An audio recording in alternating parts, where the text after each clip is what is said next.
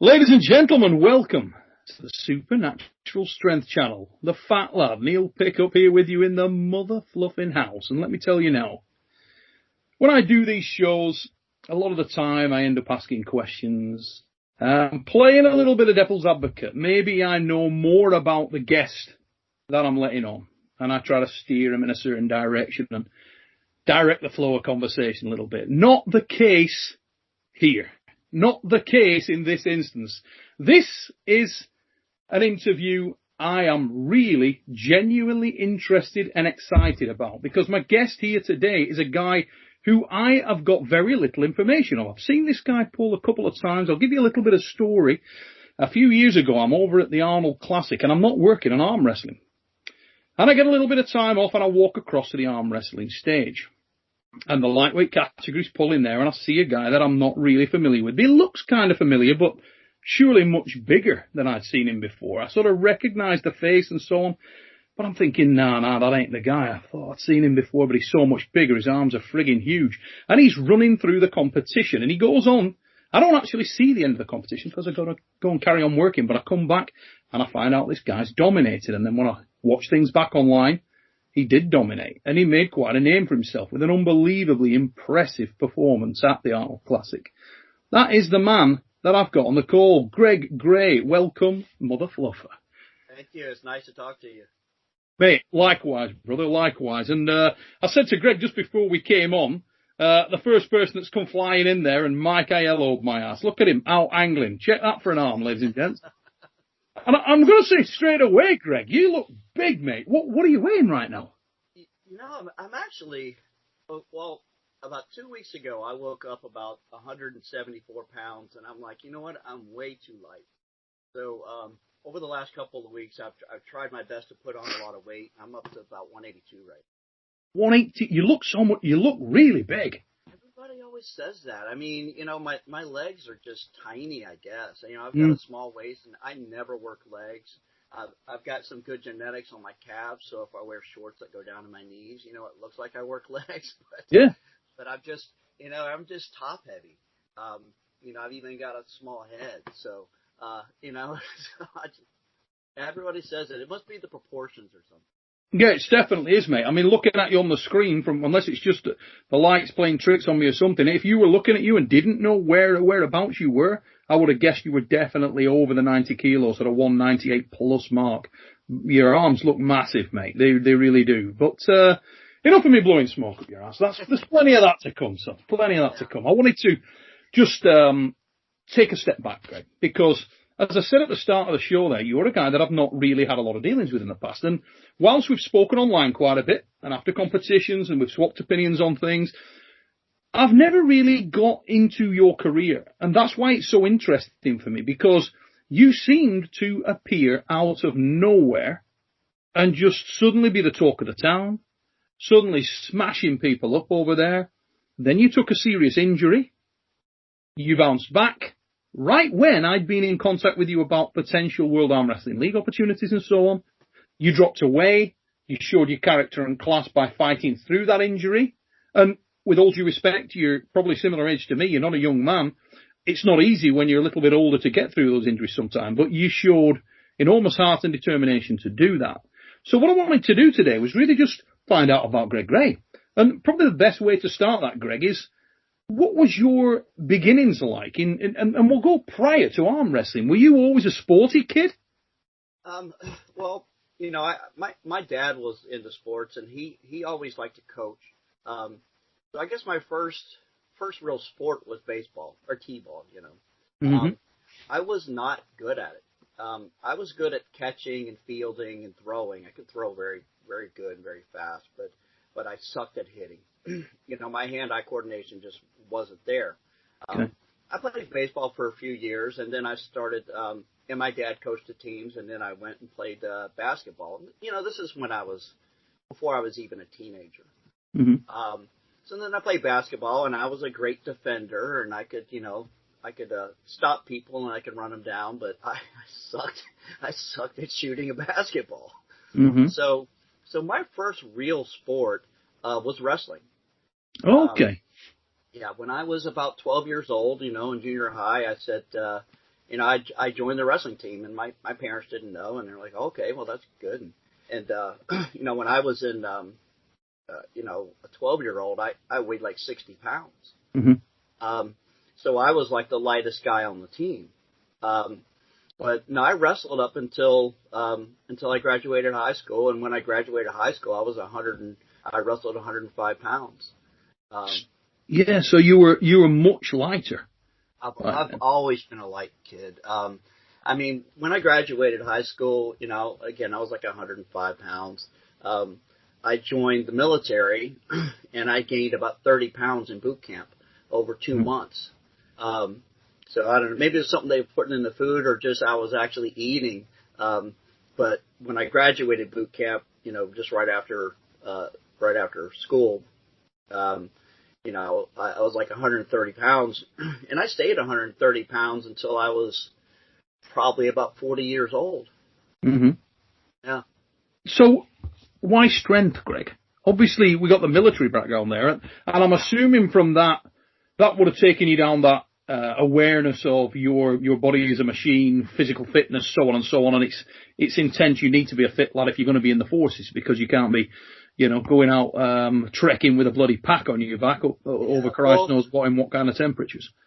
Well, I was aviation, so I was an aviation electrician for part of the time, and I was actually part of the auxiliary security force, which put me as military police too, for about a year or so. Mm-hmm. But I was always tested well. It's funny. I was watching RBJ, and he was talking about he had about pull-ups in elementary school. Yeah. And I had the pull-up record at my elementary school for years and years and years. I don't know. I still might have it, but at Hardy Road Elementary School, I won first place ribbons, every time. And I think I was doing 15 pull-ups as a little scrawny kid.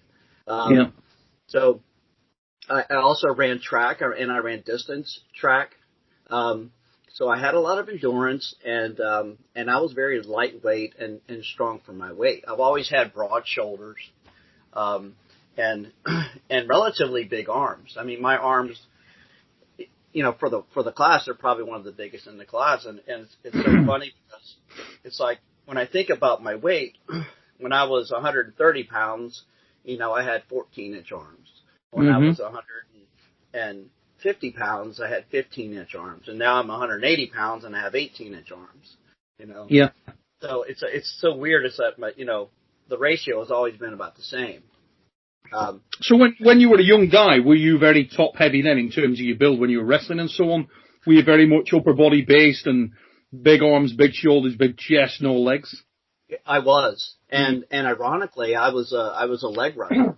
So I like to get my legs in and tie people up, and then I would use the strength of my upper body to pull people over. And I was a successful a wrestler in school. I always placed second in the district, second in the region. I think my best showing at state was like 5th or 6th. And for the Brits and the Europeans, they may not be familiar with the fact that collegiate wrestling in the US is big. It's not like in most parts of Europe and the UK where it's relatively non-existent in schools and so on. If you go over schools, colleges there in the States, big thing, and you got a very high level of competition. Yeah. Well, there's a lot of good arm wrestlers that started out as wrestlers. Tom Nelson being one. He was a badass wrestler. You can understand that carryover without a doubt. A lot of the elements that go within there, and a lot of the disciplines as well, like the weight cutting and that kind of thing. That grind is really similar, so it transitions over pretty clearly. Yeah. I pulled the Arnolds. I've had basically 2 careers in arm wrestling, and I guess we'll go back and when I first started. But my second career, when I finally qualified for the Arnolds. The first time I tried, I didn't even qualify. And I arm wrestled at 154 for 2 years, and then I finally went up a weight class and then pulled up to 176, and I got 3rd that year. It was 2018. And then 2019 is when I won it. But I had more success as a heavier arm wrestler than I did as a lighter one. Now, I said it earlier, mate, with the sort of strength side of things, were you always interested in strength when you were a kid? Did you have members of your family that were very interested in strength? You know, a lot of guys we have on the show, they've had interest in either powerlifting, strongman, Olympic listing for some of the European guys, you know, whatever it may be. Were you a similar outlook to that?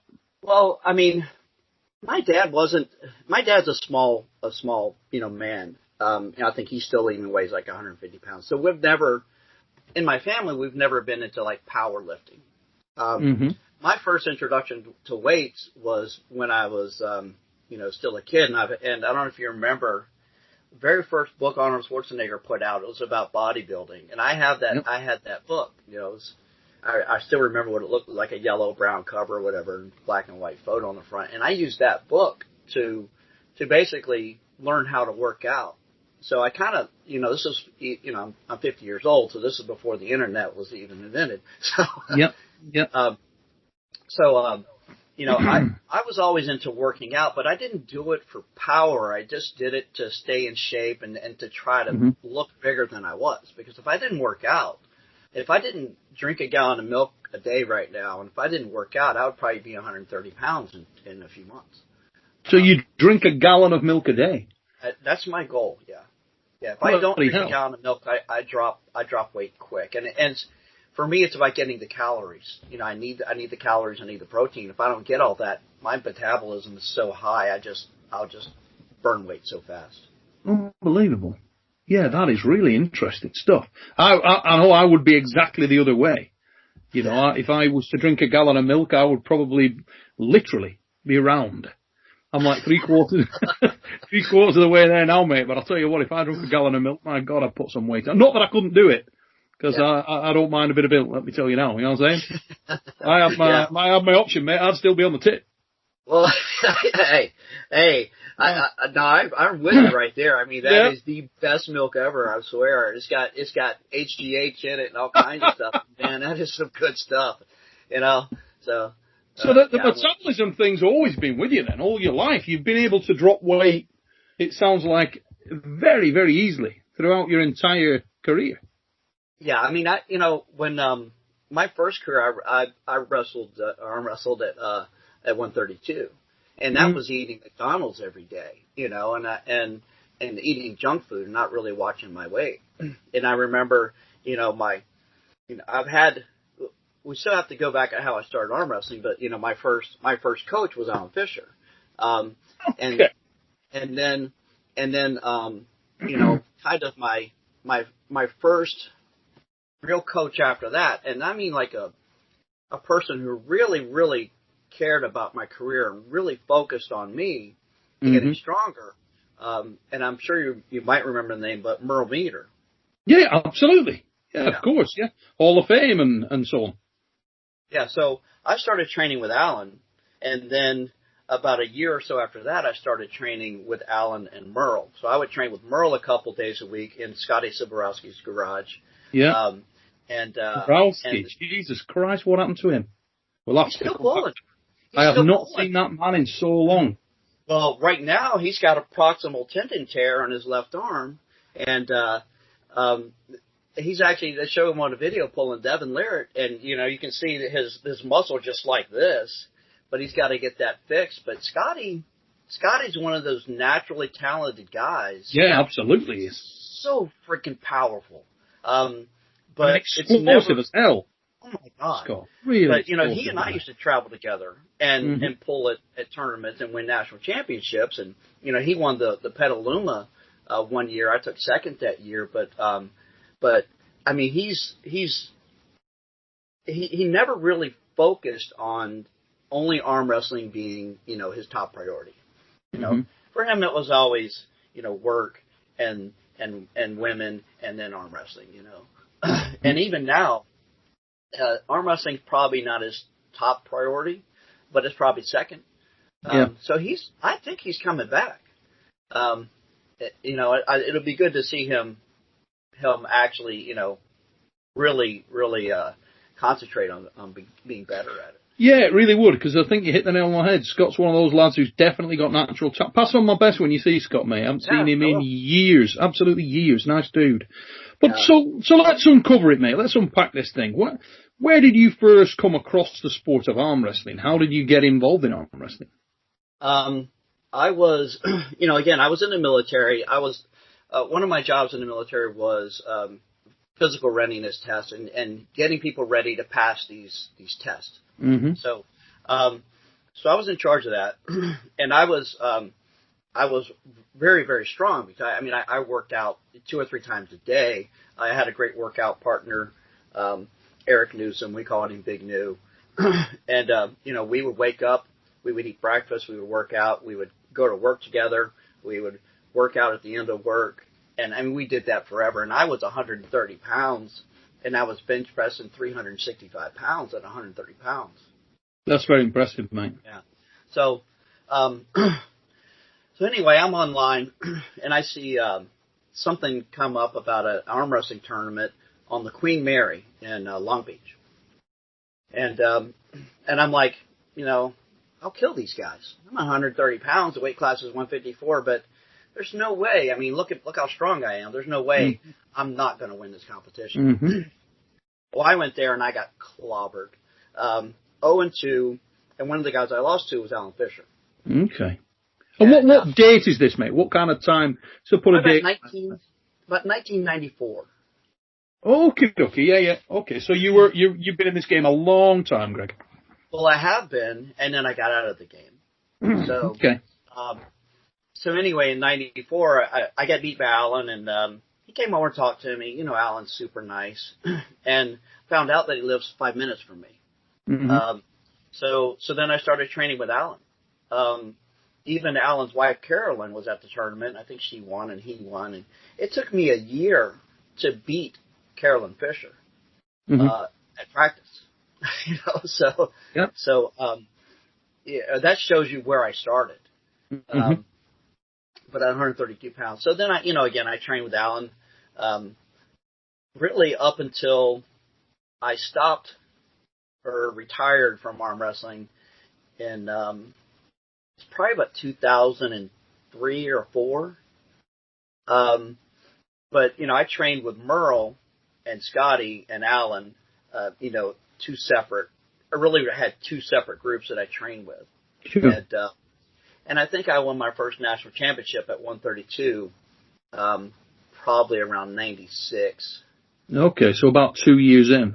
Now, one of the things you mentioned there, and I'm very familiar with Carolyn Fisher, obviously she used to arm wrestle at the same time my sister got into the sport, and she pulled with my sister a couple of times. So I know exactly the kind of level that Carolyn was. And obviously with you being as powerful as you were, I'm assuming that you must have struggled a little bit to pick up the technical aspects. You had all the power, but were struggling to get that technical side dialed in. Like we see a lot of guys, really powerful lads, come into the game. Larry Wheels being a good example, actually, right now. Super strong guy, undeniably, but he's struggling to join the dots, and you can see that. Were you that guy to some extent? Well, I think I had a weak wrist, and it was all about coordinating my wrist and my arm at the same time. A lot of guys, they'll pull with their arm and their wrist will go and they'll separate. Yeah. And Carolyn was a top roller, and my first career, I was a inside shoulder roller, sort of Jerry Caderet style, just like Scotty is now. Yep. So, my move was, bam, this was it. And that was very hard to stop. It took me a while to figure out how to beat a top roll. Mm-hmm. And it took a lot of training, but yeah, my first career, I only went inside. Very interesting. Now, the second thing I wanted to pick up on that was going back to what you'd said earlier. You had very good endurance when you were a kid, and you used to run distance mostly. So were you not much of a sprinter, not the guy with the fast twitch so much, just the horsepower rather than the fast twitch explosivity? Yeah, I've never been fast. Well, I should take that back, because when I was an inside guy, I was extremely fast. Okay. And I'm not fast now. Mm-hmm. And when I started again in 2014, I had to learn how to arm wrestle all over again. Yeah. I couldn't go inside anymore on my right. I still can't. My left I can go inside, but I don't have the speed that I used to have. Mm-hmm. Yeah. So back in '94, when you were training with Alan and you were training with Carolyn, I think we got up to 1996 and you got your first nationals, again at that lighter weight class. When you'd got that level of success there, you would have thought that you were really keen and dialed into the sport. You were obviously working very hard and training with good guys down there. Why did you sort of fall away from the sport? And first of all, I suppose, how long did you stay with it from '96? Were you there for a good few years after that? Well, I mean, I won 7 national championships before I left the sport. I went to the World Championships in Japan, the one where John Brzezinski pulled. Yeah, 99. Yeah, I went to that. That might be where I recognize the face. I placed 5th at that World Championships at 132.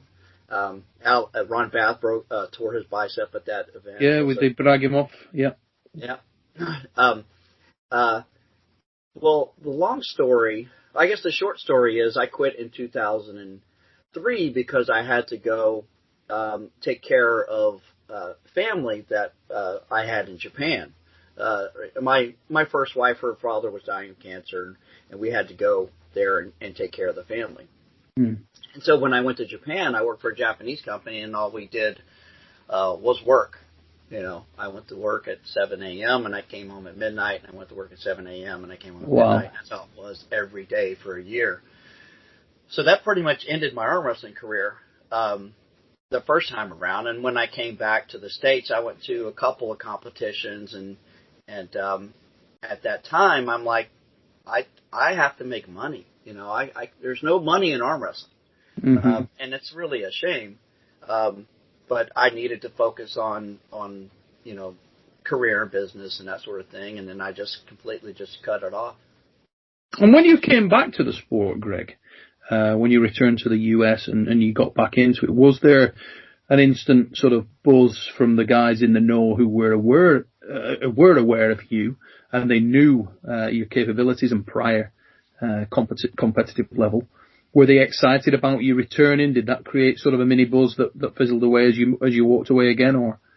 Well, when I came, you mean when I came back to the sport in 2014, or when I came back? In 2005, I think you were saying. So after I was only gone for a year, so of course a lot of people were happy to see me back, but I never really dedicated myself when I came back because I just. I knew I needed to focus on making money. I lived in Southern California. It's extremely expensive to live there. Yeah, absolutely.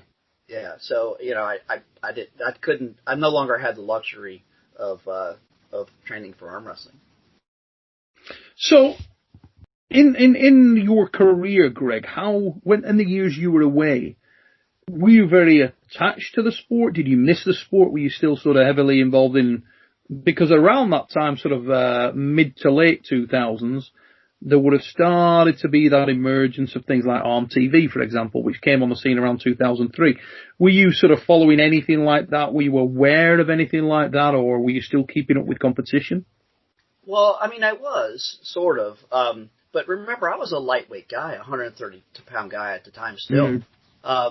And, it's funny, Jamie was on the show and he was talking about how he went to, Harold's and trained and that's when I was just about getting out of the sport. But when Jamie was first getting in the sport, he and I trained together at Harold's house. Okay.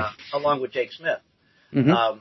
And I was, I was 1 year away from being, the year prior I was a national champion and Jamie was just getting started. Mm-hmm.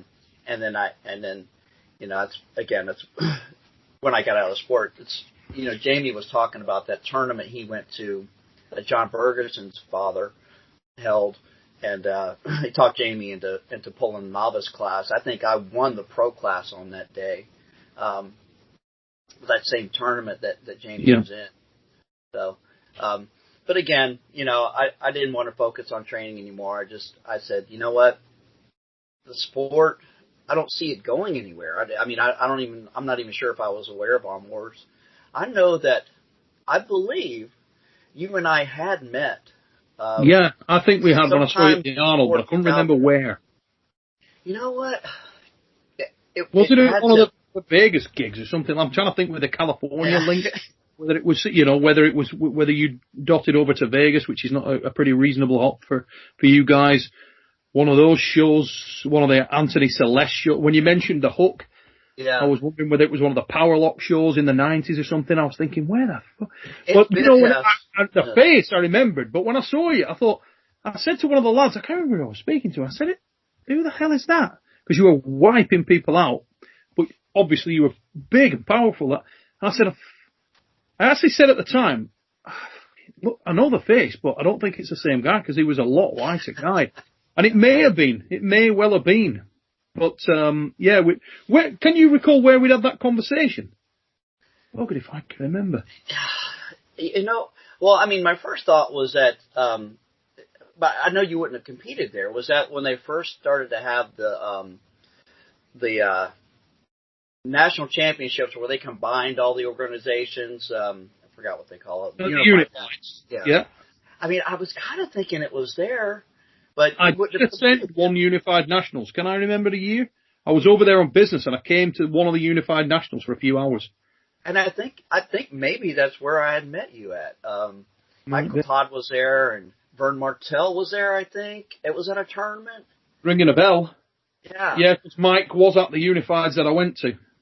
Yeah. Yeah. Maybe it was that, or maybe it was one of the Crystal Lake or something at Tahoe. It could have been Tahoe as well, but it's so funny because I actually pulled in Terzi when Terzi was I was just like a 2-year guy in the sport. And Terzi, I think he's probably about the same age as me. Not dissimilar, not dissimilar, about 40, 47, 48.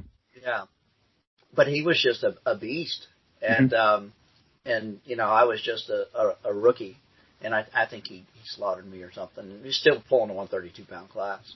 Yeah, but I was just getting started. Engin, at that time when he was sort of touring the US and he was out there with Chris Anderson and so on, was just a force of nature on a global level. My man was a freak. He still is. I mean, he's not pursuing the sport now, but he's still a bad man. So there's no shame there at all, mate. Particularly if you'd only been in the game for 2 years as well. My God, mountain. I mean, I would love to pull in, but again, he wants to. He's at a different place now than I am, and I look back and I'm like, man, I shouldn't have got out of the sport. I was already so good, and I should have kept going, but then again, if I had, I might have not be able to physically compete anymore because this sport is just brutal. It will just tear you apart. Yeah. Yeah. I know about that. I'm like a patchwork quilt. I've had everything reattached, detached. Yeah. Well, it's so funny, my wife handed me something and she goes, hold out your hand and give you something. And my hand, is like this. And she's like, put your hand flat. I'm like, I can't. This is all I can do. Go ahead, put it in my hand. But, the things that it does is just, it's bad. Tears you to pieces. Yeah. Why do we do this stuff, Greg? Why do we do it, mate? Hey, in 2004, that's exactly what I was saying. I'm like, you know what? I need to focus on making money, and I'm not going to beat myself up anymore. I've got plenty of these trophies. I ended up donating all my trophies to the school. I'm like, I don't need these anymore. Screw it. But I think taking that time off from 2004 to 2014 is the reason that I'm able to compete now at this age. Sure. I've been back 6 years, and I'm much more knowledgeable about how to prevent myself from getting hurt, even though even though Corey Miller snapped my bicep. But I know how to prevent injuries better than I did back then. And, when you're younger, you just don't care. You're like, man, I need the power. And now you're just like, let's save that for competition day. Mm-hmm. Yeah, 100%. You have to train with more economy, don't you? I mean, you can't go at it like a loony like you could when you're a kid. You're not immortal anymore. So it teaches that efficiency, and you do need to evolve. I think the other thing, mate, is like a lot of guys that have been in it for an enormous amount of years, sometimes you can suffer from that burnout. I mean, you can hear it with John Brzezinski all the time when you speak to John, because he literally doesn't want it anymore. I know John's an unusual case because, you know, there's no summit that he hasn't peaked at, but he has been there a number of times through his career for differing reasons, and he's not the only one. I've heard a lot of similar stories from guys who have been in there. They have these peaks and troughs. I had Richard Lupkus on the show, and he was very similar in that respect. You know, distracted, came in, dominated the sport, went away from the sport, came back in, made a big splash again. So it's not an unusual scenario, mate. So when you came back in 2014, what brought that about? Well, I had just the economy had crashed. You know, short story, I had a swimming pool company in San Diego, and I had 30 employees at one time. And then the housing market crashed. And I went from having 30 employees to having one employee, and every job I had like no margins on it. And so I had to leave California because there was no market for it. You couldn't give away a swimming pool. So I pretty much lost everything I had. I mean, I had, well, not everything, but a lot of stuff I had, I lost. And so when I came to Texas, I moved into this tiny little shack that's about to fall down, paid cash for it, and I'm like, I got to start over. And I remember, you know, sitting in my car, you know, as you know, this business owner, and just hating everything and being angry every second of everything. And it was the most, you know, I had $10,000 in my pocket and I was miserable. You know, I just hated it. You know, money no longer drove me. And it drove me for a while, and that was part of the, you know, I was very money driven, you know, for one reason or another. And then when I ended up basically losing everything, I had like 6 or 7 houses I lost, went into foreclosure and all kinds of stuff. I'm like, you know what? The only thing I have control of is me. I was most happy when I was arm wrestling. When I was building myself up and getting strong and having control over, you know, you have control over yourself. You don't have control over all these market forces or business or where you're going to get the sale or you know, even your first wife or your second wife or, you know, your soon to be third wife. You don't have any control over any of that stuff. No. So I'm like, you know what? I was most happy when I was focusing on getting strong. And so in 2014, I said, you know what? I'm going to do everything I can to be the biggest, baddest version of me I could possibly be. And so it begins. So when you're out in Texas then, obviously, who was your introduction back into the sport? Who did you hook up with? Because, I mean, most of the guys that I knew from Texas were back in the day. I mean, Jeff Tom Chesson, rest his soul, Gary Ray, you know, guys like that. I just met Gary about 6 or 7 months ago. Yeah. Good dude, yeah, Gary, and you know that was the sort of crew from Texas. If everybody was through bloody Gary Ray at one time over there, you know, but now there's a lot of pullers over there. Texas is, I think you've got 2 leagues, haven't you? It's a big old hub of pullers out there now. Yeah.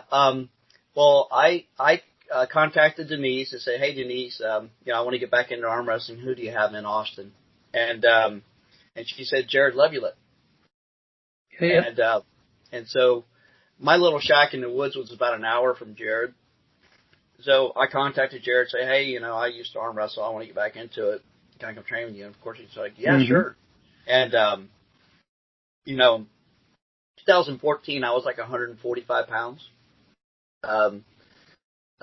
So, you know, I show up and he goes, I thought you were 230 pounds. Like, you know. Which is right about where Jerry is, 220 to 242 range, he walks around about 245 right now. He's probably 230 at the time. And I go, no, I'm just 130 pounds guy. You know, so I started training with Jared. And Jared had a nice group training out of his garage, maybe about 6 or 7 guys. When you came back in, were you rusty as hell, or did you hit the ground running? Not good. It was not good. Well, shit. Yeah. Clunky. It was like, it was so funny because, again, I could go inside with my left, before, remember, my technique was an inside. It was an inside, an inside press guy, a shoulder roll guy. And I couldn't do it anymore. There was something happening with my shoulders where I just couldn't do it. Eventually I was able to train my left to do it. I'm still working on my right to do it. I still train it, trying to get it going, but, I don't really need to because my right is so powerful outside. Have you sort of trained differently, just fitness training away from the sport within that period of time? I'm wondering what may have changed, or, where your flexibility, range of motion may have changed, or? I mean, I did train, but I never did any like powerlifting, so I didn't do anything that could have damaged me. Yeah. I think it was probably some damage that may have happened, before I stopped arm wrestling, and it just never healed right or something. Yeah. Right now, even with my right, I have a separated shoulder, and it's sitting about an inch above where it should be. Mm-hmm. And after I had my bicep reattached, I noticed it, and it actually happened. I was looking at my videos and pictures online, and apparently I've had this for quite a while. I just never noticed it until after my surgery. Jesus Christ. Yeah, it's funny what you can learn to live with, isn't it? If you've done something. I've heard various stories like that where people have had some kind of pretty serious injuries and ailments, and they've just got used to it. Damaged something, yeah, just worked around it. So yeah, I mean, like I said, in 2014, started training with Jared, and again, he had Michael Hahn was there. Okay. Michael. Yeah. Ian Wagner, who's a guy who's in Texas, is very good. Mm-hmm. He had a lot of lightweight guys. I think Jared was upset or disappointed in the fact that I wasn't this big monster. So he's like, man, another skinny guy. We had like six guys, and almost all of them were under 200 pounds. Mm-hmm. So did it knock your confidence a bit when you came back in 2014 and nothing was working? You were saying you had to sort of reinvent your whole technique. That's not an easy thing to do, but it's going to be it's a little bit frustrating if you're into your 40s and you come back and think, oh Jesus Christ, here we go again, back to the bottom rung of the ladder. I was okay with it. I knew because my first go around, I knew that it took a while to build strength.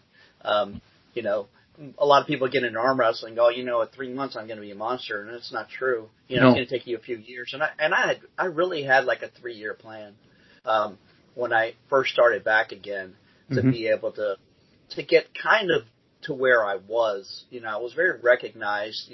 When I quit the first time around, I figured it was going to take me a few years to get back there. Yeah. I've often thought that myself. I thought, well, if I ever sort of wanted to get back into pulling properly and back into training properly, I'd probably longer. It might even be 3-4 years now for me to get back into any kind of level. And my thing's whether I could be bothered with it to put that much. Honestly, whether I could put that much time and effort in there with having my boys and them so heavily into sport and all the other distractions in terms of the promotional side and so on with arm wrestling. Because I know what it takes to get to that level. You've got to really push and dedicate. Some of the guys in Texas give me a hard time because I talk about how, really to be even good in this sport or to be great in this sport, I really, really genuinely want to be the best in the world at this class. Mm-hmm. To do that, you have to forget about everyone else. You have to be really selfish. Yeah. You have to, your wife wants to go somewhere. Like, nope, I'm going to train. Your kid wants to go to the park. Nope, I'm going to train. You have to be a really bad father and a bad husband to be a great arm wrestler. You really do. You've got to be single-minded. Yeah, you've got to be focused as hell. I used to give the guys a hard time and like, hey, you showing up to practice? Like, no, I'm gonna do this with my wife. I said, well, then you're never going to be a good arm wrestler. Mm-hmm. I'm kind of joking, but it's kind of true. Yeah, there's definitely some truths in there. And obviously, you're a situation now where your children are obviously fully grown. I mean, we should have mentioned that earlier on. I mean, for those who don't know, Conan Gray, check him out. I mean, absolute rising star in the world of music. I mean, we're over here in the UK, and I can go in there and mention Conan Gray to my sons, and they've got, on their phones, they've got Conan Gray tracks. True story. So, that must make you extremely proud, Greg. It does. But I'm proud of all my kids. I have 4 kids, and, Conan's, I'm not more proud of him than I am all my other kids. My daughter, Alyssa, she's a nurse. I have a 14-year-old son in California, and he's probably the most athletic of all my kids. Okay. Very proud of him. Great baseball player. He's into golf now, and he's a great golfer. And then I have, Penelope, little peanut that you see on my Instagram page. She's 5 years old. So I'm proud of all my kids. Conan gets all the attention because he's he's on MTV and everything else. But all my kids I'm proud of. Tremendous stuff. But do you think, I mean, you just mentioned your youngest there. Do you think you're in a situation now where you are going to be able to commit more time to the sport as you go forward? Well, yeah. I mean, I no longer care so much about making money. I don't, it doesn't drive me. I want to make just enough to get by. And my primary goal, I mean, I consider myself a professional arm wrestler. Yep. There's a lot of people that are upset that I don't pull at certain events or pull certain super matches, and that one league in Texas that would try to bully me into pulling super matches. My goal is to make money arm wrestling. And if someone wants me to go to a super match and I'm going to break even, I'm not interested, because no matter.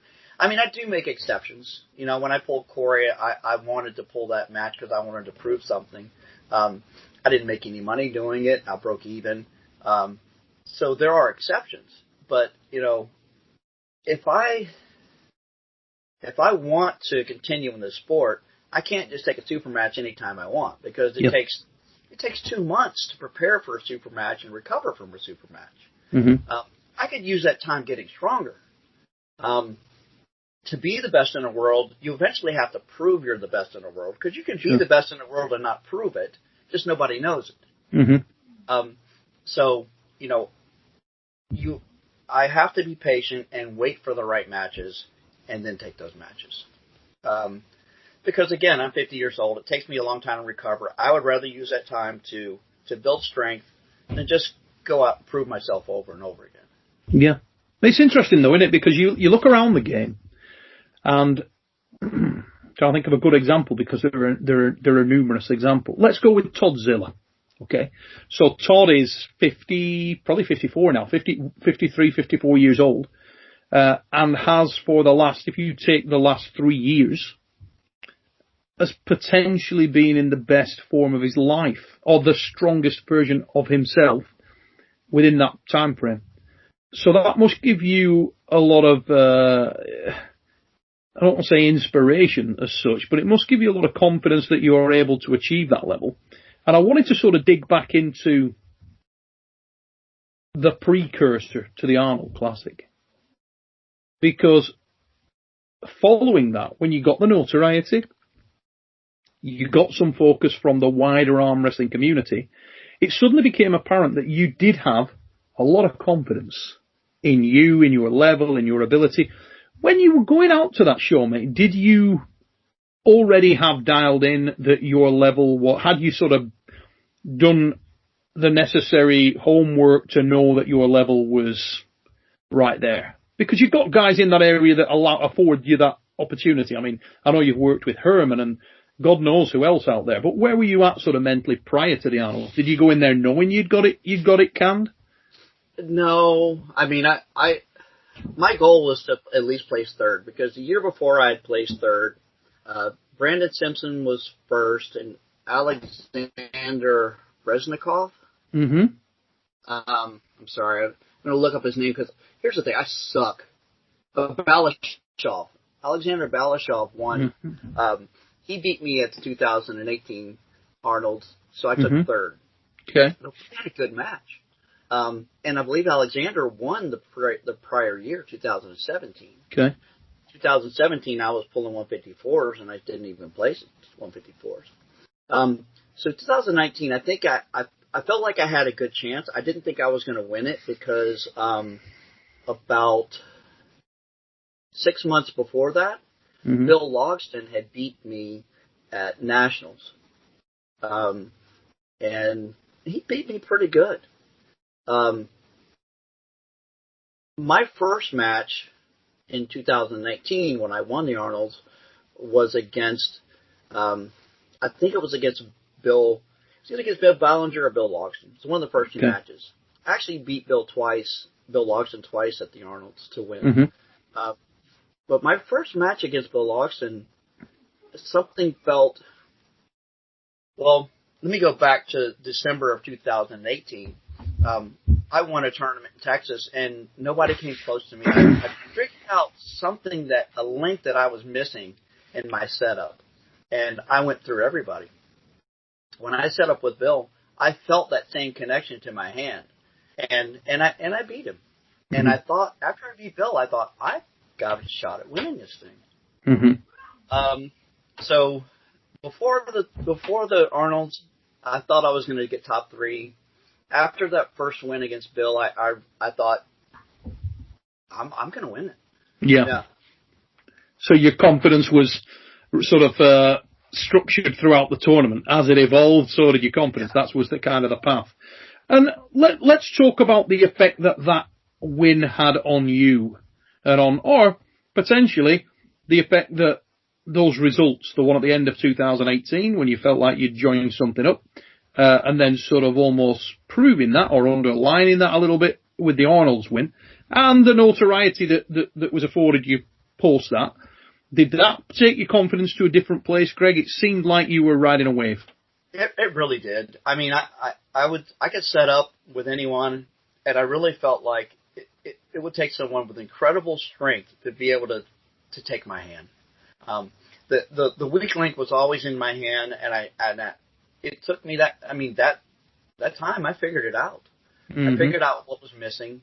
I worked on it, and there's very few people that can take my hand right now. But it's like, we talk about the WAL, and honestly, I made that video, is there anybody that can beat me? I honestly, truly believe there's nobody that can beat me in that class. I just really feel like it. And mostly it's because of style matchup. There's a certain style that I can just negate and make them pull my match, and they can't do it. Really interesting. So let's walk through some of the guys in the class, in the World Arm Wrestling League roster as stands at the moment. And you give me a couple of thoughts. And I know the comments will light up off the back of this, so this should be fun. So I can either start or you can start if there's anybody you want to speak about specifically. Go ahead. I mean, there might be some people I want to talk about. Okay. Specifically. But, I'm gonna go flying in with a starter for 10. And that starter for 10 would be Luke Kent.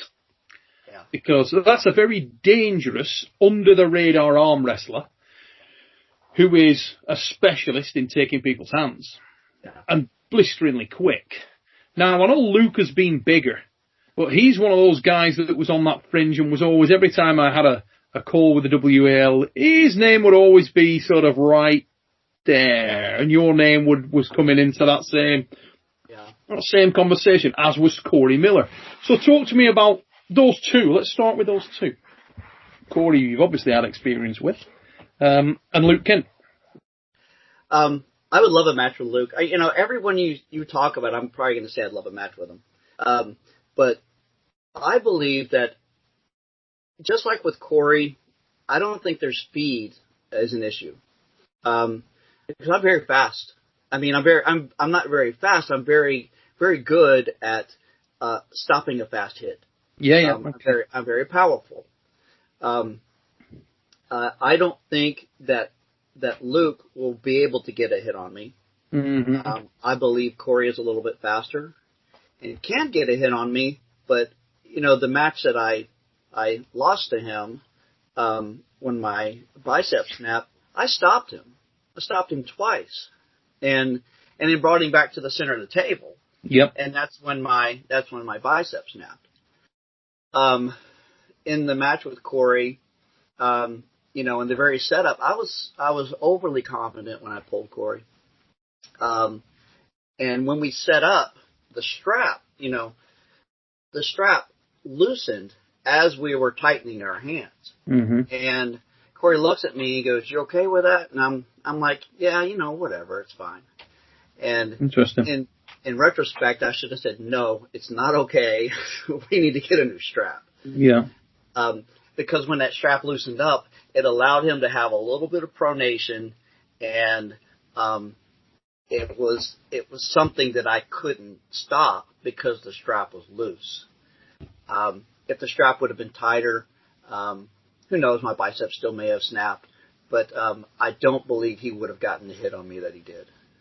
Interesting. So, I mean, with the speed guys, of which obviously the Flash and Lightning Luke Kent, their game's all about that. But it's sort of like that old adage, Ferrari doesn't look as good after you drive it into a brick wall. Is your stance on this that you are just applying too much horsepower in the setup, or able to put blocks up in the setup, which you're just going to negate that completely in both cases? That's what I believe. I mean, you look at when I pulled Roger Nowalski. Roger's very fast. He wasn't able to get a hit on me. Mm-hmm. So, every match I had, there was a lot of guys that were powerful, in the Arnolds, but it wasn't, I never went off center. Mm-hmm. So, with a good strap, especially with a WL's grip, I don't see anybody taking me off center, even Sam Harris. Okay, let's go the other end of the spectrum. I'm going to talk to you about two strong boys next up. And there are so many. There's another couple that I'm going to go to. But first of all, before we get into the heat of this thing, let's talk about one of the guys that we were sort of bouncing around as a potential match for you. And you probably know what I'm going to say straight away. Doug the Animal Ehrlich. Here we go. Yeah. Well, I mean, Doug and I have some personal beef, I guess. The beef with Doug came when he would put up his $1,000. I'll pull anybody for $1,000. Mm-hmm. If you want to, I can pull up my bank account now, and it has about $27 in it. I don't have a lot of money. Yeah. I don't. I have an open invitation to anyone that's 176 pounds in the world. When they show up at my house, put $500 on the table, sponsored, I will pull you. Anyone, come to my house, give me a couple weeks' notice, we can pull. As long as you sponsor the match for $500, I'm not putting up any money. So anyway, Doug put up this match, and everybody started tagging me in this. Mm-hmm. Tom Nelson, Mike Aiello, a bunch of. I mean, I was just constantly tagged, and I'm like, I'll pull you, but I'm not putting up $1,000. Yep. So, and he's like, I don't even know you. You're a nobody. You're irrelevant. So, shortly after that, 6 months after that, I won the Arnold Classic. He ended up blocking me, and he sent me some messages talking about, I'm some curly-headed fuck, and fuck you. And I'm like, dude, I'll destroy you, but I'm not putting up any money. Yeah. And again, I mean, you can't prove anything by just saying I'll destroy you. There's a lot of arm wrestlers, especially in Texas, that want to talk about how they'll destroy you, because they beat you in practice in 2014. Mm-hmm. So with Doug, I have no problem pulling Doug. I think Doug's like 340 pounds right now, so he's got a little bit of weight to lose. But no problem pulling Doug. But in terms of sort of Doug's style, which has always been the bully, power heavy, bigger man, as you said, has to cut aggressively to make the weight. Do you feel like stylistically you match up well with someone like Doug? Does that is it more exciting for you? If we were to sort of put Doug and Tony Katowski into that mind frame, do they appeal to you more because of that raw top end that you would see from both those guys? And all the best to Tony. Obviously, I know he's healing up in the same way you did from serious injury, but when he's at his best, he's undeniably extremely powerful. I think Tony Katowski and I are probably the most powerful guys in that class, and that's going to be the most brutal matchup that the WL could ever have. Doug Ehrlich, I'm sorry, he just doesn't have the heart for it. He just doesn't. He cares about his family. I'm not saying I don't, but I think he cares more about his family than I do. I think that he doesn't take arm wrestling as seriously as I do. I don't know if there's anybody in North America that takes it as serious as I do. Doug doesn't have the power I have. Again, he's overweight. He needs to lose weight. His biggest challenge is dropping to 176 or 165 or 170 pounds or whatever it's going to be. That may be true. Yeah. So, and once he gets there, he's not going to have the energy to do it. I mean, he got hurt. We all get hurt, tendon snap and that sort of things. I don't believe. I don't think it's worth it for him to pull me. I don't. Of all the matches that you've mentioned, he is the least interesting match that I can think of.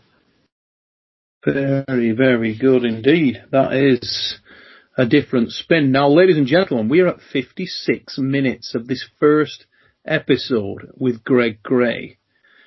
And we are going to continue in episode 2 with exactly the same theme.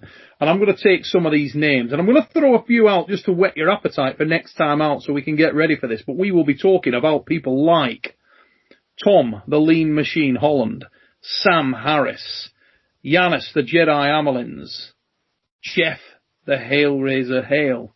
I know that'll make Greg smile because he had some choice opinions on Greg when he came on the show. That's to name but a few. Another guy that's been brought up there would be someone like Mindaugas Terasaitis from Lithuania. Yeah. So, we have got plenty to talk about the next time out with Greg Gray, but here's the thing, we want to hear from you guys. Myself and Greg can then bounce those around and get some opinions ready and formed. So, put your comments in the description, in the comment section, guys. Let us know who you would like to see pull Greg Gray. Let us know what you think of the comments that Greg Gray has made about the likes of Luke Kint, the likes of Tony Katowski, Doug Ehrlich. Not a lot of love lost between Doug Ehrlich and Greg, as you can find out. But if your opinions differ from anything you've heard, let us know. And we will get back on here with Greg very, very soon, and we'll address those comments and speak about the guys that I mentioned there. Before we do go, I want to say a massive thanks to Greg. Greg, are you on social media at all, mate? Can these guys check out some of your stuff? You got a place they can go and look at what you're doing? Well, my Instagram page, I've got like 1,200 different photos. The thing is, I always post a lot of stuff on social media. I have no problem showing people my workout because most people are just too lazy to do it. That's what I do. You want to do it, you can challenge me. But I have a YouTube also, and I don't put a whole lot there. But yeah, Instagram is mostly where I'm at. Lovely darts. Ladies and gentlemen, if this is your first visit to Supernatural Strength, make sure you give us a sub. Like, share, subscribe, and let everybody know about it. Remember, we will be back with more from Greg Gray in the very near future. Get those comments in there, guys. Greg, thanks very much. And ladies and gents, until we see you next time, take it easy, peeps. What grabs your eyes on that, if anything?